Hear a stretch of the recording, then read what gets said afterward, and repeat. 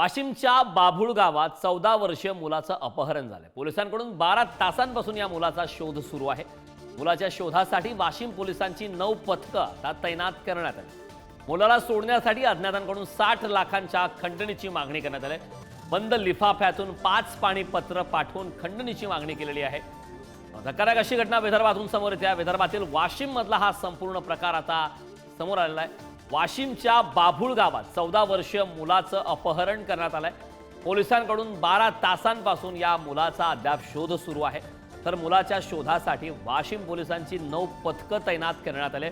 मुलाला शोधण्यासाठी 9 पथकं सध्या तैनात करण्यात आले। मुलाला शोधण्यासाठी शोध मोहीम पोलिसांच्या माध्यमातून सुरू आहे। तर या मुलाला सोडण्यासाठी अज्ञातांकडून मात्र 60 लाखांच्या खंडणीची मागणी त्या ठिकाणी करण्यात आली। बंद लिफाफ्यातून 5 पाणी पत्र पाठवून खंडणीची मागणी केली। आणि सकाळी संध्याकाळी 8:30 वाजता जेवण करून गेला। गावात नानमुखाचा कार्यक्रम होता।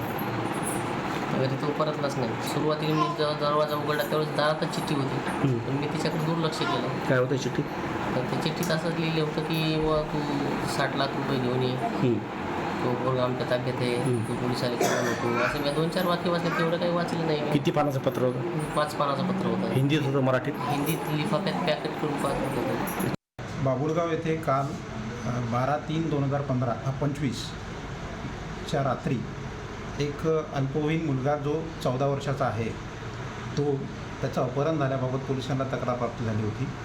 त्यानुसार तात्काळ त्याची दखल घेऊन फिर्याद दाखल करण्यात आली। 140(2) BNS नुसार गुन्हा दाखल करण्यात आला आणि एकूण 9 पथके गठीत करून त्यांना आरोपी शोधकामी रवाना करण्यात आले। पीडिताच्या शोधकामी रवाना करण्यात आलेले आहे। या संदर्भात ताजे अपडेट देण्यासाठी वाशिमहून आपले प्रतिनिधी देवानंद इंगोले आपल्यासोबत फोन लाईनद्वारे जोडलेले आहेत। देवानंदकडे जाणार आहे। देवानंद, खरं तर धक्कादायक अशी घटना आहे। 14 वर्षीय मुलाचं अपहरण करण्यात आलं आणि तब्बल 60 लाखांची आता खंडणी मागण्यात आली। काय सविस्तर या संपूर्ण घटनेबद्दलची माहिती? कारण हा जो मुलगा आहे हा गावातीलच एका कार्यक्रमासाठी गेला होता। गावामध्ये लग्नाचं जे नाणूक होतं त्यामध्ये वरात निघाली होती आणि वरातीत डीजेवर नाचण्यासाठी तो गेला। रात्रीची घटना आहे। डीजेवर रात्री नाचून झाल्यानंतर कार्यक्रम संपल्यानंतर सुद्धा बराच वेळ तो घरी आला नाही। त्यामुळे मग वडिलांनी त्याची तिथे जाऊन चौकशी केली, मात्र तरी तो आढळून आला नाही। मग बहिणीकडे त्यांनी त्याची चौकशी केली, इतरही सर्व नातेवाईक यांच्याकडे चौकशी केली। मात्र जेव्हा ते परत घरी आले त्यावेळेस रात्री दरम्यानच त्यांच्या घरासमोर एक त्यांना लिफाफा मिळाला होता। या बंद लिफाफ्यामध्ये एक पत्र होतं आणि मुलाचं अपहरण केलेलं आहे।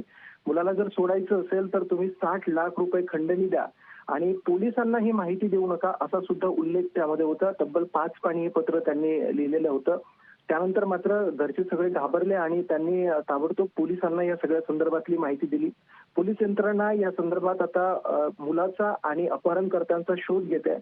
अद्यापपर्यंत तरी हे जे मुलगा आहे तो अजून आढळून आलेला नाही किंवा जे अपहरणकर्ते आहेत त्यांच्याबाबतही कुठलीही माहिती समोर आलेली नाही।